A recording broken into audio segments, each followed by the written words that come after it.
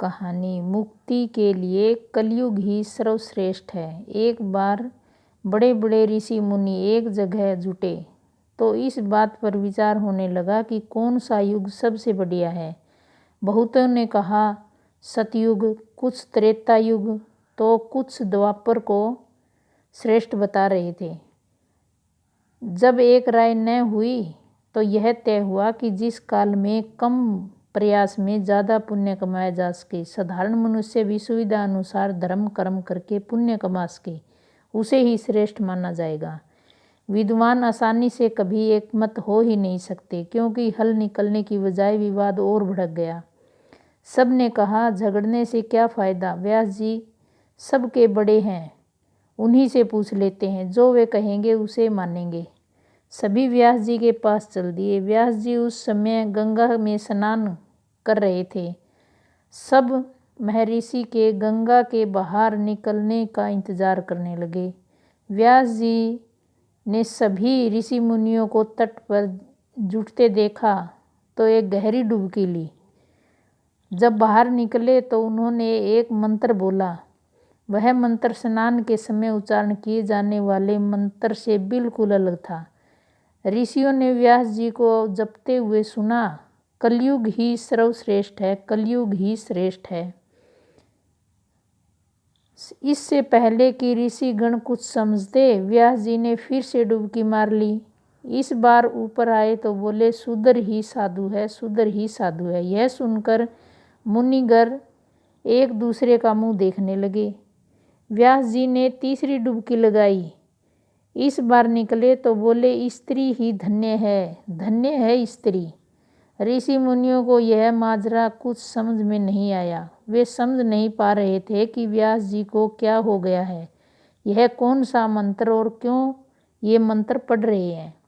व्यास जी गंगा से निकलकर सीधे अपनी कुटिया में गए।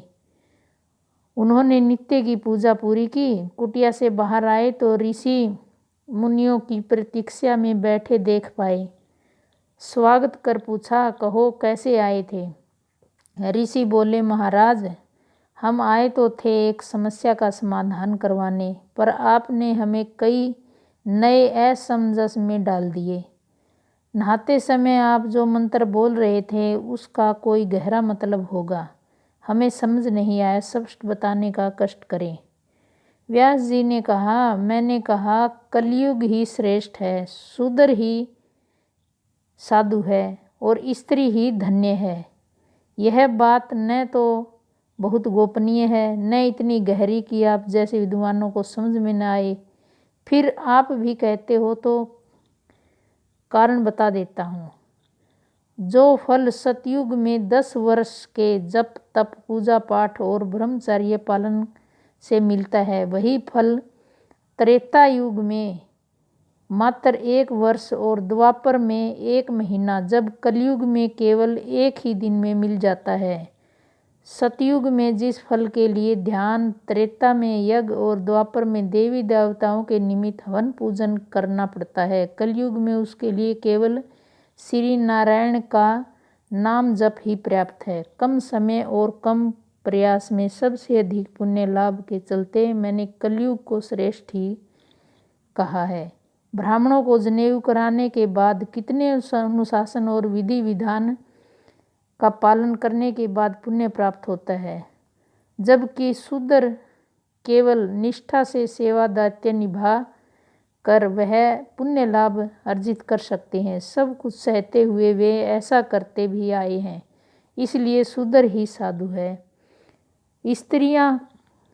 स्त्रियों का सिर्फ उनका योगदान महान है, बल्कि वे सबसे आसानी से पुण्य लाभ कमा लेती हैं और मन वचन कर्म से परिवार की समर्पित सेवा ही उनका महान पुण्य दिलाने को पर्याप्त है। वह अपनी दिनचर्या में ऐसा करती हैं, इसलिए वे ही धन्य हैं। मैंने अपनी बात बता दी, अब आप लोग बताइए कि कैसे पधारना हुआ। सभी ने एक सुर में कहा, हम लोग जिस काम के लिए आए थे वह आपकी कृपा से पूरा हो गया।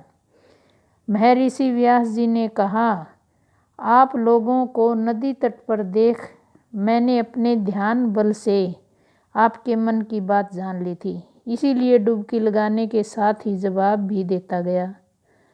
सभी ने महर्षि व्यास जी की पूजा की और अपने अपने स्थान पर लौट गए। जय जय श्री राधे राधे। अगर वीडियो अच्छी लगी तो लाइक शेयर सब्सक्राइब करें ताकि वीडियो की नोटिफिकेशन सबसे पहले आप तक पहुंचे। Thank you.